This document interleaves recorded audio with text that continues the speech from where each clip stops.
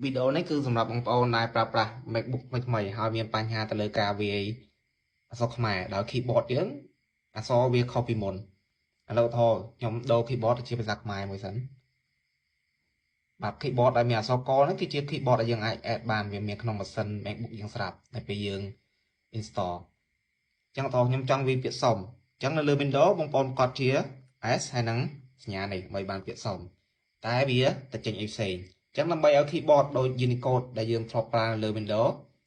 ចឹងបងប្អូនត្រូវធ្វើតាមរបៀបនេះទី1បងប្អូនត្រូវចូលទៅ copy ខ្មែរ keyboard format ដែលបងប្អូនអាច down បាននៅលើតាម Google ចឹងយើង copy វាមកតទៀតតពី copy ហើយបងប្អូនចូលពាក្យ go នៅខាងលើនេះចូលពាក្យ go ហើយចុច option ឲ្យជាប់ចុច option វានឹងចេញពាក្យ library អញ្ចឹងបងប្អូនទៅបើក library តទៀតបងប្អូនទៅរកពាក្យ keyboard layout បាទនេះ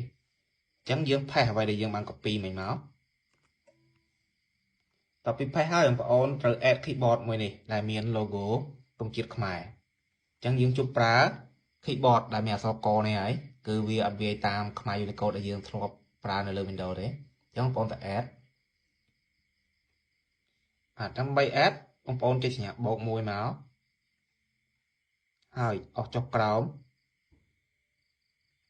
រកពាក្យ adder ហើយបងប្អូនយកពាក្យខ្មែរ SBBIC V2 អ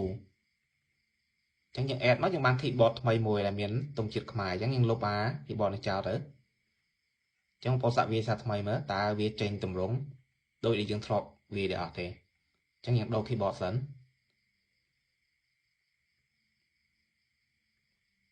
អត់ខ្ញុំចង់វាពាក្យសុំ